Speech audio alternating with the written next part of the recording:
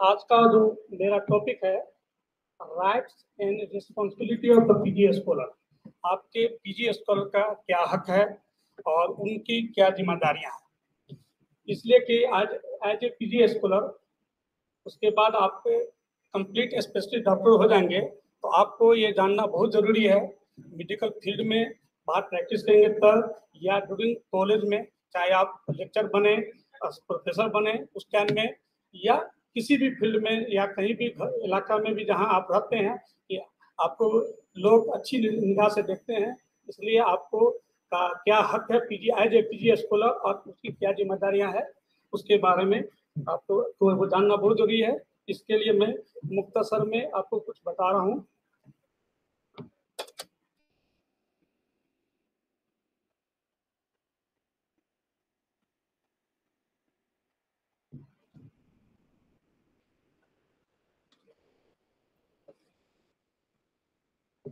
Who consider as a PG scholar?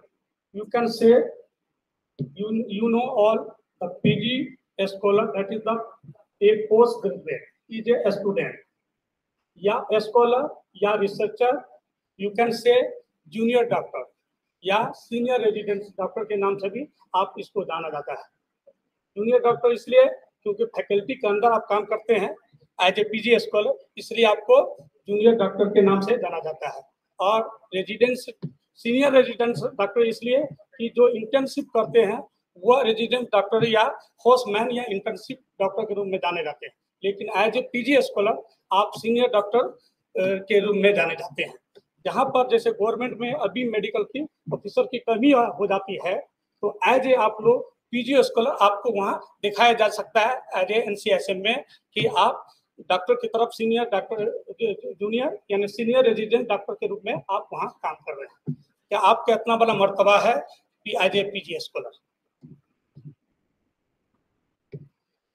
एक post graduate is a student या scholar. आप जब भी आप पोस्ट ग्रेजुएट कब होते हैं, जब कोई भी एग्जाम आप यूएमएस एग्जाम में पास करने के बाद, आप अपने इंटर्नशिप कंप्लीट करने के बाद, उसके बाद आप जो एग्जाम देते हैं, जो एग्जाम देने के बाद पास होकर आप पीजी स्कॉलर में आए हैं। इसलिए आपको पोस्ट ग्रेजुएट को एक रिसर्चर के रूप में देखा जा सकता है, उसको एक स्कॉलर के रूप में आप बोल सकते हैं। दूसरी लैंग्वेज में ये एक तरह का स्पेशलिस्ट डॉक्टर आप कह सकते हैं कि पोस्ट ग्रेजुएट एक स्पेशलिस्ट डॉक्टर है, सुपर स्पेशलिस्ट नहीं। और उसे यूनानी में अभी तक पीएचडी आ गए हैं लेकिन सुपर स्पेशलिस्ट नहीं आए, लेकिन प्लान एनसीएसएम ने इस बार डाला है। आयुर्वेदा में इंशाल्लाह नेक्स्ट ईयर कुछ दिनों के बाद आप लोग के भी यहाँ पर पीजी स्कॉलर के रूप में स्पेशलिस्ट डॉक्टर रूप में आना शुरू हो जाए, वैकेंसी आ जाएगी। लेकिन अभी तक सिर्फ स्पेशलिस्ट रूप में आप लोग जानते हैं। जो भी पीजी स्कॉलर हैं, जब भी आप पोस्टेड होंगे तो आप स्पेशलिस्ट रूप में आएंगे। उसके आपको अलग अलग तरह से उसको आप कह सकते हैं कि post graduate study refer to advance level of study. Post level जो ये जो स्टडी चल रहा है उसको एडवांस लेवल स्टडी करते हैं, इसलिए कि आपका एक स्पेशल रिसर्च होता है। आपका एक स्टडी रिसर्च स्टडी है वह आप रिसर्च करते हैं, इसलिए आपको और वह जो रिसर्च होता है वह इंपेरिकल स्टडी होता है। जो इंपेरिकल स्टडी होता है इसलिए आपको कहा गया post graduate study refer to advance level study beyond the level of bachelor degree. Bachelor degree के बाद आपको ये हासिल होता है। Post graduate studies usually taken gain a more comprehensive knowledge within a particular area या discipline. आप जिस फील्ड में जा रहे हैं, जिस एरिया में जा रहे हैं, मान लिया कि मेडिसिन पर में किसी मान लिया रेस्पिरेटरी सिस्टम में कोई एक चैप्टर पर रिसर्च कर रहे हैं, तो उसके आप स्पेशलिस्ट लाएंगे। या जो आदमी जैसे कुलियात के हैं तो ये कंपाइल करते हैं, कोई भी बुक पे रिव्यू करने के बाद उसका कंपाइल करते हैं, तो वह उस चीज का वह स्पेशलिस्ट कहेगा कि वह चीज का आप है। Postgraduate studies usually undertaken gain a more comprehensive knowledge within a particular area या discipline to develop a new interest and start a new career path। यानी आप जो भी काम कर रहे हैं न्यू चीज कर रहे हैं, जो सर्च हुआ था आप उसको रिसर्च कर रहे हैं, नए तरीके से आप उसको देख रहे हैं। Post graduate degree is a type of qualification that is complete after the under graduate, उस अलग अलग तरह से बोला गया है। Post graduate degree encompass A range of qualification including the master degree. उसको दूसरे लैंग्वेज में आप उसको मास्टर डिग्री या पोस्ट डिग्री भी कर सकते हैं। उसके बाद this postgraduate qualification can be taken in a number of different forms, but what they all have in common is that they usually require a undergraduate degree again. आप graduate degree, under graduate degree के बाद जब MD में आते हैं तो इस तरह के 20 forms of the post graduate degree is included. आपको ये डिग्री, इस तरह की डिग्री आपको करते हैं, जैसे डॉक्टर ऑफ द मेडिसिन, जो स्पेशलिस्ट में डॉक्टर ऑफ मेडिसिन में जैसे मौलिजात, पीएसएम, कुलियात, पैथोलॉजी, फार्माकोलॉजी, इलाज विद तदबीर, स्किन एंड कॉस्मेटोलॉजी ईटीसी। दूसरे तरह से एमएस, इस तरह के पोस्ट ग्रेजुएट डिग्री में होता है कि master of surgery, master of dental surgery, master of veterinary sciences या डॉक्टर ऑफ वेटनरी साइंसेज, इस नाम से पोस्ट ग्रेजुएट डिग्री में यूज किया गया टर्म। अब है कि पीजी स्कॉलर के क्या क्या कैरेक्टरिस्टिक हो सकते हैं। आप लोग एज ए पीजी स्कॉलर कि आप में क्या खसूसियात है, क्या होनी चाहिए खसूसियात, उसके लिए एक पीजी स्कॉलर क्या होना चाहिए, गुड क्लिनिशियन होना चाहिए, गुड क्लिनिशियन होना चाहिए, गुड कम्युनिकेटर होना चाहिए, लीडरशिप अच्छी होनी चाहिए, लाइफ लॉन्ग लर्नर होना चाहिए, प्रोफेशनल होना चाहिए। इसको थोड़ा सा मुख्तसर में बता देता हूँ। As a PG scholar, as a clinician, यानी क्लिनिक में आपका पीजी स्कॉलर का क्या रोल है। आप कभी क्लिनिक में जो भी क्लिनिकल है, नॉन क्लिनिकल, इससे पहले भी तनवीर साहब बोले हैं कि नॉन क्लिनिकल को भी एज ए मौलिजात, एज ए यूनानी स्कॉलर आप कोई भी क्लिनिक में बैठ सकते हैं और आपका काम है पेशेंट देखना, देख सकते हैं। तो एज ए क्लिनिशियन आप कैसे क्लिनिक में आप एज ए पीजी स्कॉलर क्या आपका रोल रहेगा। तो सबसे पहला है हिस्ट्री टेकिंग। हिस्ट्री टेकिंग एक आर्ट है, हिस्ट्री टेकिंग जो है एक आर्ट है। जब तक हिस्ट्री टेकिंग आप अच्छे से नहीं लेंगे, आपका जो चीफ कंप्लेन है तक नहीं पहुंचेंगे, और चीफ क्लेम जब आपका अच्छा होगा तब आपका डायग्नोसिस मिलने में आसानी होगी। इसके लिए हिस्ट्री टेकिंग कैसे लेंगे, तो उतना डीपली तो बहुत लंबा लग जाएगा, एक चैप्टर है हिस्ट्री टेकिंग पर, लेकिन छोटे से मैं बताता हूँ। कोई मरीज आपके पास आता है या अटेंडेंट उसको लेकर आता है या खुद वह चलकर आता है, तो उसको अच्छे से इज्जत से अच्छे उसको चेयर पर बैठाएंगे, अपने क्लिनिक पर बैठाएंगे, और रेस्ट करने के लिए 5-10 मिनट रेस्ट करने के बाद उसको उससे पेशेंट बोले या उसके अटेंडेंट से अच्छे से उसकी हिस्ट्री लेंगे। इसलिए अच्छी से हिस्ट्री लेंगे, और इस हिस्ट्री जितना अच्छा से लेंगे उतना आपका डायग्नोसिस नजदीक पहुंचेगा। यानी जो इंक्लूजन या प्रोविजनल डायग्नोसिस है या डायग्नोसिस या डिफरेंशियल डायग्नोसिस के नजदीक पहुंचेगा। इसलिए अच्छे से हिस्ट्री लेंगे। हिस्ट्री लेने के 5 से 6 जो कैरेक्टरिस्टिक्स है कि हिस्ट्री लेने से पहले कोई भी पेशेंट का हिस्ट्री से पहले 5 से 6 कैरेक्टरिस्टिक्स उसको ध्यान में रखते हुए, जैसे कोई आदमी आता है उसको पेशेंट को अपना नजदीक बनाने के लिए उसको लगे कि डॉक्टर ये अच्छे हैं या वो आपकी हर बात समझे, उसके करने के सबसे पहले उनके इंट्रोड्यूस से उस पेशेंट का पहला था इंट्रोड्यूस योरसेल्फ। आप नॉट एज ए डॉक्टर, वो जानता है कि आपके नाम से आया है, उसके बाद भी ये आप बोल सकते हैं कि मैं ये नाम है मेरी, मैं इस डिपार्टमेंट में हूँ, एज इस हैसियत से मैं काम कर रहा हूँ। उसको अपना इंडिविजुअल सेल्फ करेंगे। उसके बाद पेशेंट का जो नाम है, पेशेंट का नाम पूछेंगे, उसकी फादर का नाम, फीमेल है, अगर हस्बैंड मैरिड है तो हस्बैंड का नाम पूछेंगे, उसके एड्रेस पूछेंगे, उसके एज एड्रेस पूछेंगे। उसके बाद उसका जो ये एड्रेस पूछने के बाद उसके चीफ कंप्लेन में आएंगे कि क्या हो रहा है। एग्जाम्पल मैं बता रहा हूँ कि एक ट्यूबरकुलोसिस के नजदीक का डायग्नोसिस बता रहा हूँ कि एक पेशेंट से इसकी पूछना है। मान लीजिए एक पेशेंट आया आपके ओपीडी में और बोला कि फीवर चील with Raigar last 3 days, fever चील विथ रैगर लास्ट 3 डेज। उसके बाद बोला कफ विथ एक्सपेक्टम लास्ट 15 डेज, और उसका तीसरा क्वेश्चन बोलेगा हिमेप्टेसिस सीवियर मैसिव हिमेप्टेसिस लास्ट नाइट या 1 डे। तो इसमें आप एक बताइए आप लोग, इसमें चीफ डायग्नोसिस क्या होगा, चीफ कंप्लेंट्स क्या होंगे। उसको किस तरह सीक्वेंस में आप लोग सजाएंगे, कोई बताएंगे? क्रोनोलॉजी में कैसे समझा करेंगे? तो जो हिमेप्टिसिस है, जिससे खतरनाक होगा, जिससे पेशेंट सीरियस हो सकता है, शॉक में जा सकता है, वह चीज को लिखना है। पहले तो जो पेशेंट बोला उसको उसको उस तरह से बोलेंगे हिमेप्टिसिस। तो हिस्ट्री टेकन में उसमें आसान मिलेगा। जैसे पेशेंट को पूछना है कि कब, जैसे पहले पेशेंट को पूछना है कि ब्लड आ रहा है, सिर्फ स्पिटिंग ऑफ ब्लड आ रहा है या ज्यादा प्रोजेक्टाइल, ज्यादा ब्लड आ रहा है, मैसिव आ रहा है, कितना हो रहा है, उसका रंग कैसा है, कहीं खास ऐसा नहीं है तो कफिंग के साथ ब्लड आ रहा है या सीधा वोमिटिंग कर रहा है, दोनों देखना है कि वोमिटिंग कर रहा है या कि उसमें भी डायग्नोसिस मिल जाएगा, ये लंग से आ रहा है या स्टोमैक के कंटेंट से आ रहा है। दूसरी बात कि हिस्ट्री जो बोल रहा है फीवर विथ चिल, तो फीवर चिल सब में होते हैं, लेकिन कफ विथ एक्सपेक्टोरेंट आज तो 15 डेज के बाद कोई भी कफ विथ एक्सपेक्टोरेंट आ रहा है, इसका मतलब को रिलेट करना चाहिए कि नजदीक की तो पल्मोनरी ट्यूबरकुलोसिस की तरफ जा रहा है। उसके लिए इन्वेस्टिगेशन करने के बाद आप उसको डायग्नोसिस तक पहुंचेंगे। तो इस तरह का आप जब पेशेंट के एक हिस्ट्री देंगे तो पॉजिटिव हिस्ट्री की बात करेंगे, जब भी बात करेंगे पॉजिटिव हिस्ट्री बात करेंगे।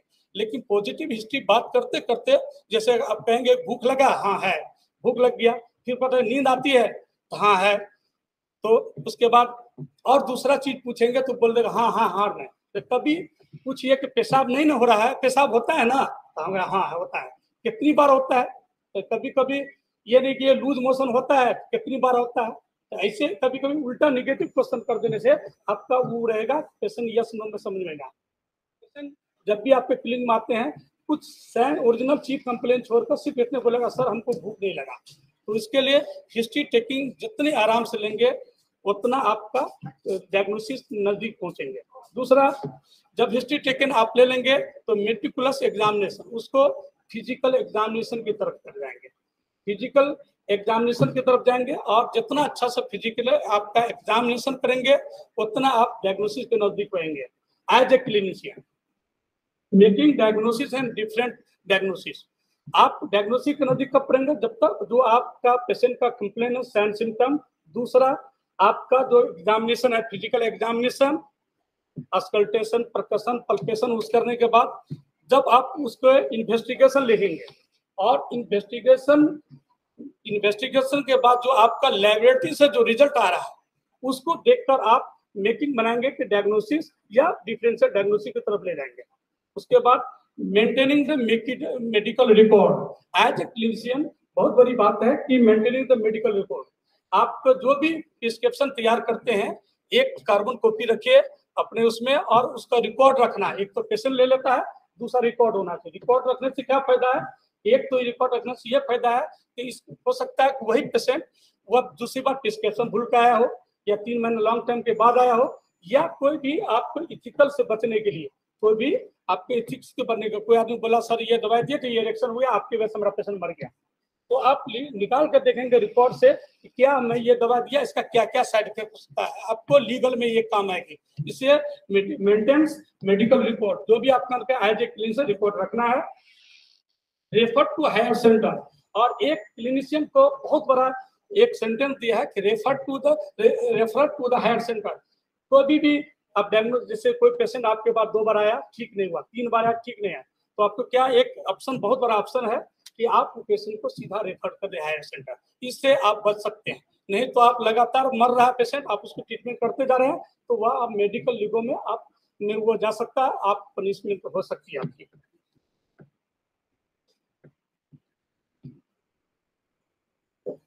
PG scholar as a communicator, आप एक अच्छे कम्युनिकेटर पीजी स्कॉलर कब हो सकते हैं, जब आप गुड लिसनर, जो पेशेंट बोल रहा है या पेशेंट के अटेंडेंट बातचीत कर रहे हैं, तो आपसे उसके हर बात को अच्छी से सुनना है, क्योंकि पेशेंट बहुत स्ट्रेस में आता है आपके पास, बहुत दुख में आता है आपके पास, और आप उसको अच्छे से बात नहीं सुनेंगे तो अच्छे कम्युनिकेटर कराएंगे। इसलिए PG scholar as a good communicator होना चाहिए। PG scholar as a good speaker, good speaker की बात नहीं, ये वक्ता नहीं बोलने वाला है, लेकिन यानी आपका जो पेशेंट ने जो क्या बात से उसको अच्छे से उसको बताइए, उसी टर्म में उसको समझाना है। अगर प्रिवेंशन की बात करना है उसको समझाना है कि ये करना है या नहीं करना है, उसको अच्छे से बात करना है, और उससे कंप्लेंट्स भी अच्छे से बात करना है, कंप्लेंट पूछना है। उसके बाद तीसरा है PG scholar as a communicator में, तीसरा है इफेक्टिवली। और इफेक्टिव मतलब कि आपका क्या इफेक्ट, पेशेंट जो बोला आप पर क्या इफेक्ट पड़ा, आप उसको क्या रिटर्न करने, किस हिसाब से आप बात कर रहे हैं उसको, उसी जिस तरह से आप बोल रहा है, मान लीजिए जिस लैंग्वेज में बोल रहा है उसी लैंग्वेज में उसको जवाब दें, उससे कम्युनिकेटर अच्छा होगा। मान लिया कोई मिथिला से आया, आप यहाँ हैं तो वो मिथिला ही जानता है, उर्दू हिंदी नहीं जान रहा, तो उसको मैथिली भाषा में ही आप जवाब देंगे तो वो अच्छा रहेगा, इफेक्टिवली। दूसरा रेस्पेक्टफुली, जो भी पेशेंट आए या उसके अटेंडेंट आपके ओपीडी में आ रहा है या आपके क्लिनिशियन में ओपीडी या आईपीडी में आ रहा है, उससे रिस्पेक्टफुली बात करना है। या आपके कोई भी जूनियर रेजिडेंट्स डॉक्टर हो या आपके अंदर पैरामेडिकल स्टाफ है, नर्स है, कंपाउंडर है, फार्मासिस्ट है या ड्रेसर है, उसको किस तरह से एक अच्छे से रिस्पेक्ट करना है, क्योंकि आप जितना उसको रिस्पेक्ट देंगे वह उतना ही अच्छे से आपको कम्युनिकेट करेगा। इसलिए PG scholar as a good communicator का एक पॉइंट ये भी है। दूसरा लोकल लैंग्वेज, आवाज आ रही है? हेलो, आवाज आ रही है? लोकल लैंग्वेज का जानना बहुत जरूरी है, और जिस क्षेत्र में आप काम कर रहे हैं, जिस फील्ड एरिया में काम कर रहे हैं, उसके वहाँ के लैंग्वेज जानना बहुत जरूरी है पीजी स्कॉलर, इसलिए कि आप उसी लैंग्वेज में उसको समझाएंगे पेशेंट को, तो आप और पेशेंट के बीच अच्छे से गुड कम्युनिकेटर होगा और अच्छे से बात समझेंगे।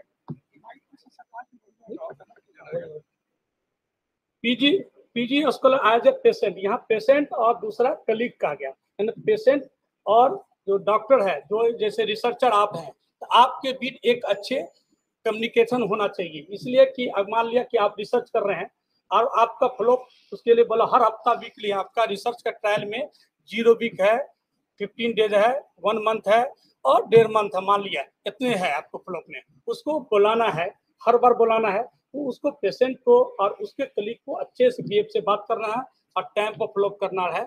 इसलिए पेशेंट एंड कलीग के साथ भी अच्छा कम्युनिकेटर होना चाहिए, हमेशा बातचीत होनी चाहिए। इसलिए कहा गया कि good communication skill are the key of the success. आपके good communication skill are the key of the success, आपके सक्सेस का एक की है, चाबी है, पूंजी है।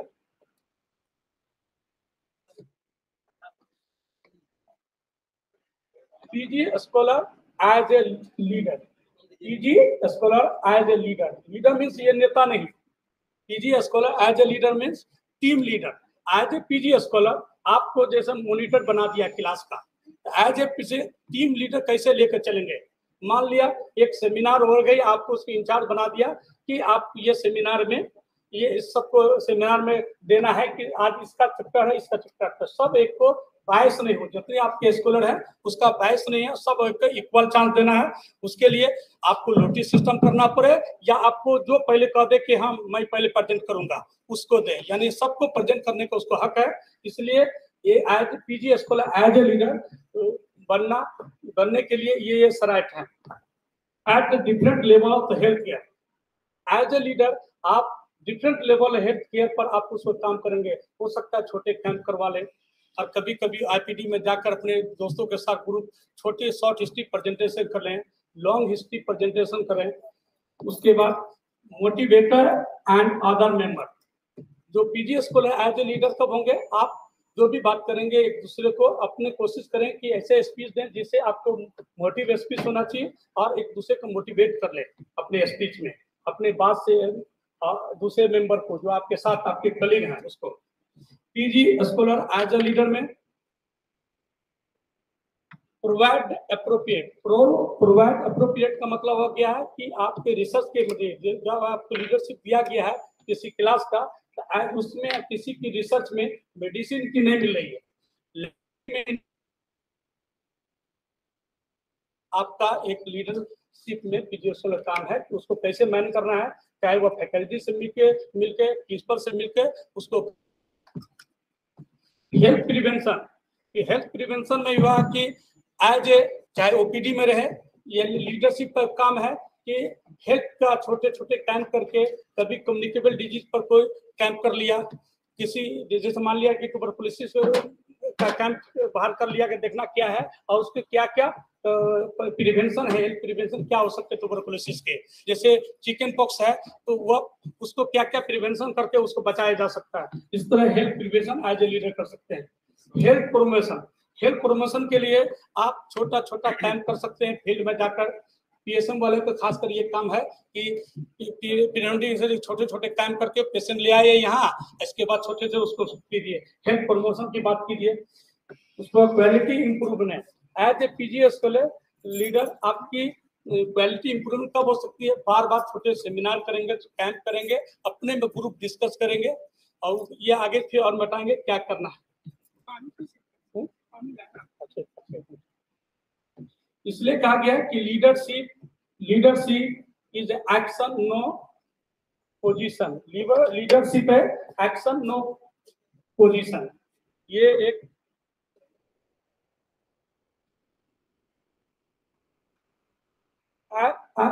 PG scholar as a life long learner. कब आप लाइफ लॉन्ग लर्नर बन सकते हैं? Perform self assessment to knowledge, अपने आप को एज ए पीजीएस पढ़ते रहना कोई भी रिसर्च टॉपिक हो उसी चीज बने। अभी तनवीर साहब बोल रहे थे कि अगर ऑब्जेक्ट मिल रहा है, जर्नल मिल रहा है, मैगजीन मिल रहा है, उसी को पढ़ना है, उसी को देखना है, बार बार देखिए। Perform self assessment to knowledge, जितना देखेंगे, जितना रिव्यू लिटरेचर देखेंगे, उसमें उतना आपके रिसर्च मटेरियल मिलेंगे और उतना अपडेट आप रहेंगे उस रिसर्च में। और form self assessment to skill, आप जितना सेल्फ असेसमेंट करेंगे आपका स्किल उतना डेवलप होगा। अटेंड सेमिनार रेगुलरली, आपको लैब लर्नर वाले को हमेशा सीएमई जो अगर कहीं भी होती है इंडिया में, तो आप लोग एज ए पीजी स्कॉलर उसको अटेंड कीजिए, उससे सीएमई प्रेजेंट कीजिए, चाहे नेशनल प्रेजेंटेशन हो, इंटरनेशनल प्रेजेंट कीजिए। जितना आप अटेंड करेंगे या प्रेजेंट करेंगे उतना आपकी स्पीच अच्छी होगी, उतनी आपकी स्किल डेवलप होगी। Search and critically evaluate the medical literature, और जब एज ए लर्नर आप जिस चीज में पढ़ रहे हैं, जिस मेडिकल लिटरेचर को जिसमें रिसर्च करना है, जितनी जो से रिव्यू करना है, उतना अच्छे से जितना रिव्यू करेंगे उतना अच्छे से आपका मेडिकल लिटरेचर इकट्ठा होगा। Choose and appropriate career pathway, और जिस फील्ड में आप जाना चाहते हैं पीजी स्कॉलर, मान लीजिए जिस जैसे स्पेशलिस्ट मेडिसिन में, मान लिया कोई कार्डियोलॉजी बनना चाहता है, कुछ चैप्टर पढ़िए, उस पर रिसर्च किए, वह कल आएंगे। आप जितना पढ़ेंगे उससे आपको पूरा फील्ड खाली है। मान लिया कोई आदमी कार्डियोलॉजी बनना चाहता है, कोई न्यूरोलॉजी बनना चाहता है, कोई गैस्ट्रोलॉजी बनना चाहता है, उसके लिए जो आपका रिसर्च पेपर है उसमें आगे जितना बढ़ना है बढ़ सकते हैं, आपका पूरा मैदान खाली है। PG scholar as a professional selflessness, आपका पीजी एज ए पीजी साहब खुददारी नहीं होना चाहिए। पीजी स्कॉलर एज प्रोफेशनल में integrity, the quality, being the honest and having the principle, आपका ख्याल जो है ऑनेस्ट मोरल का होना चाहिए, आपकी सिद्धांत जो है मोरल सिद्धांत होना चाहिए। और अकाउंटेबिलिटी, आपका ख्याल एकदम उम्दा होना चाहिए, आप जो भी सोचें अच्छे सोचें, अपने कलीग के लिए सोचें, अपने लिए सोचें। और एज ए प्रोफेशनल रिस्पॉन्सिबिलिटी, आप में जो रिस्पॉन्सिबिलिटी आपको जो दी गई है वो रिस्पॉन्सिबिलिटी को आप अच्छे से निभाइए। रिस्पेक्ट एंड ऑनर, और एज ए प्रोफेशनल आप अपने कलीग को रिस्पेक्ट देंगे, आपको खुद रिस्पेक्ट मिलेगी, जितना रिस्पेक्ट देंगे उतना इज्जत मिलेगी आपको। मेंटेन प्रोफेशनल बाउंड्री, आपका जो प्रेफरेंस बाउंड्रीज है उसको मेंटेन रखें। इससे मेंटेन रखने का मतलब है कि आपका एज ए फिजिशियन काम करना है, आप हाइड्रोसिल का ऑपरेशन करने क्लिनिक में चले गए, किसी क्लिनिक में या छोड़ के चले गए, तो मेंटेन प्रोफेशनल बाउंड्री, आपका जो रिसर्च का दायरा है उसी के अंदर रहिए। आप रिसर्च जो कर रहे हैं उस पर कीजिए, या जो स्टडी कर रहे हैं उससे वही कीजिए जो आपका है। Manage ethical and professional conflict, manage ethical and professional conflict, आपका जो इथिक्स है उसी के अंदर प्रैक्टिस करना है, उसी के अंदर रिसर्च करना है, उससे आगे आप रिसर्च नहीं करें। Follow legal and ethical codes and conduct, आपका जो लीगल कोड्स एंड कंडक्ट है उसको फॉलो करें। Professional as a communicator, you can say team worker, critical thinking, ethical and humanness. आपके अब पीजी स्कॉलर आज आपके क्या राइट्स हैं?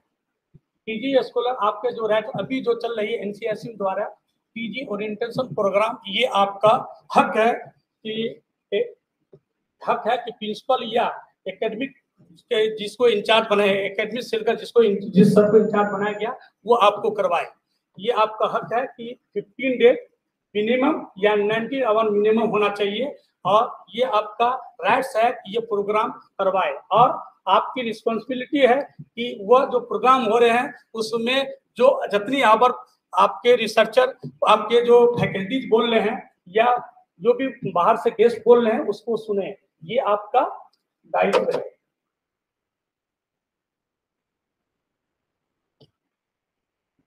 दूसरी बात, right in synopsis and preference. जब भी उसके बाद ये 15 दिन का कार्यक्रम खत्म होने के बाद जो ही आप एडमिट आते हैं, क्लास आपकी शुरू होगी, तो सबसे पहले एक ही सोचना है कि एज ए रिसर्चर सबसे पहले सिनॉप्सिस, क्योंकि आप जो यहाँ रिसर्चर एज ए रिसर्चर जो आए हैं तो synopsis is the plan of dissertation. आपका डिसर्टेशन का जो प्लान है उसको सिनॉप्सिस करना है।